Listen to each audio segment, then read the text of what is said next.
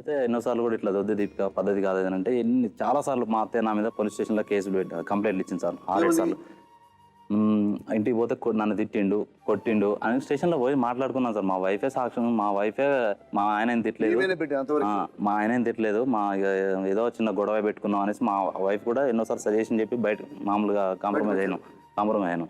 అట్లాంటిది ఇట్లా పద్ధతి బాగాలేదు అనేసి ఒకరోజు ఇక మేము కరెక్ట్ మెయిన్గా విడిపోవడానికి కారణం ఏంటంటే సార్, మా చెల్లె ప్రెగ్నెన్సీ తోటి ఉంది సార్. మా సొంత ఓన్ సిస్టర్. అయితే మా హైదరాబాద్లో ఉంటారు వాళ్ళు. నేను హాస్పిటల్లో ఫీల్డ్లో ఉన్నా కాబట్టి సూర్యాపేటలో నా దగ్గరలో ఆపరేషన్ చేయించుకుంటే నేను కేర్ఫుల్గా చూసుకుంటా అనే నమ్మకంతో వాళ్ళని హైదరాబాద్ నుంచి సూర్యాపేటలో సర్జరీ చేయించాను సార్. అయితే బాబుకు బాగాలేదు సార్. కడుపులో ఉన్నప్పుడే స్కానింగ్లో వినోద్ బాగాలేదు, ఇక్కడ నేను చేస్తే బాబుకు రెస్పాన్సిబిలిటీ నాది కాదనంటే, మేడం మీరు మా చెల్లెకైతే చూడండి, నేను బాబుని నా రెస్పాన్సిబిలిటీ అంటే సరే అన్నారు. రేపు మార్నింగ్ సర్జరీ చేద్దాం అన్నారు. దీపిక లేదు హాస్పిటల్కి పోదాం అనేసి ఎర్లీ మార్నింగ్ అంటే నేను రాను నువ్వు పోవు అన్నది. అయితే ఎందుకు రావాలంటే పోకూడదు, నువ్వు పోవద్దు, అదేవతి పోవడానికి నువ్వు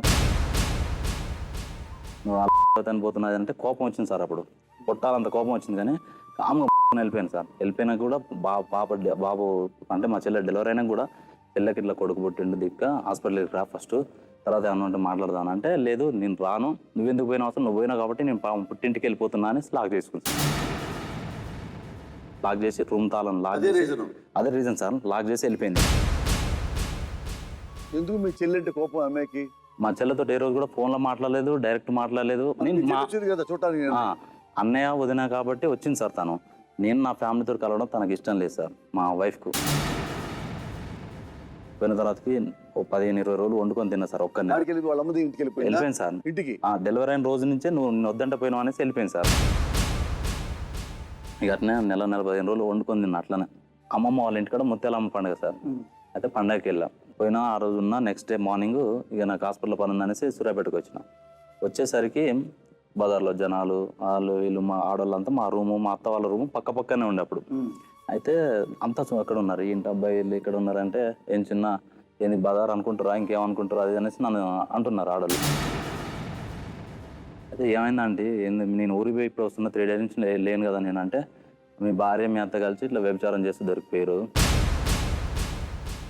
చేపిస్తూ దొరికిపోయారు అని చెప్పారు సార్. చేస్తే అదేంది అది పద్ధతి ఏంది అనేసి అంటే ఆల్రెడీ పోలీసు వాళ్ళు వచ్చి తీసుకెళ్లారు. సో నేను దాని గురించి మాట్లాడదా అంటే మా వైఫ్ కాడ పోయింది తిప్పానంటే నీకు సంబంధం లేదా, నీకు సంబంధం లేదు, మేము అట్నే చేస్తాం, ఉంటే ఉండు ఇష్టమైతే ఉండు లేకపోతే ఏం దీపిక ఏం మాట్లాడుతున్నావు అంటే లేదు మేము అట్నే చేస్తాం మా ఇష్టం, నీ ఇష్టం అయితే ఉండు లేకపోతే లేదంటే ఆ రోజు నైట్ ఎట్లా గడిచిపోయింది సార్. ఎర్లీ మార్నింగ్ లేవగానే పోలీసు వాళ్ళు నా రూమ్ కాడికి వచ్చారు. పోలీసు వాళ్ళు వచ్చి ఏంది బాబు ఏం సంగతి మీ భార్య మరి ఇట్లా చేశారు కదా, నువ్వు ఒకసారి స్టేషన్ రావాలని చెప్పేసి అన్నారు సార్. అయితే వస్తాను సార్ అని చెప్పేసి పోయినాం. కుదరని అప్పుడు ఆ రోజు ఆ ఇంట్లో 2 అమ్మాయిలు 2 అబ్బాయిలు దొరికారు సార్. నువ్వు ఇంకేమన్నా చెప్పాలా, ఇంకేమన్నా అబద్ధం చెప్పాలనుకుంటే చెప్పేయి. నేను చూడాలనుకుంటున్నాను నన్ను మోసం చేయడానికి నువ్వు ఎంత నీచానికి దిగజారగలవు అని. ఎందుకు ఆలియా, ఎందుకు నువ్వు ఇలా చేసావు? నీకు తెలుసు కదా నానమ్మ తర్వాత నీ ఒక్కదానిని కదా నేను పూర్తిగా నమ్మేది. ఏమన్నావు నువ్వు? ఈ మధ్య అన్నిటినీ మర్చిపోతున్నావా? అది చాలు. వాటిలో ఉన్న శక్తి విషయాన్ని గ్రహించి మనకు వివరిస్తాయి.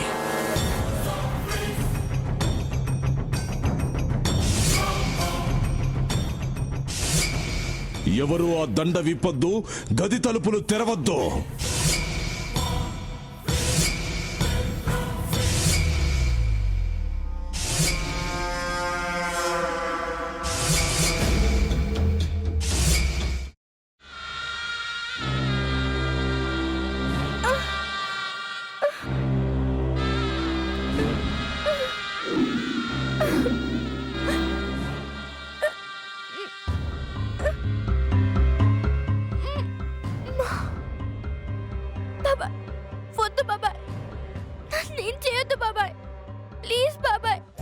నీకు నిజం తెలిసినప్పుడే నా ఆలోచనలో నువ్వు చచ్చిపోయావు.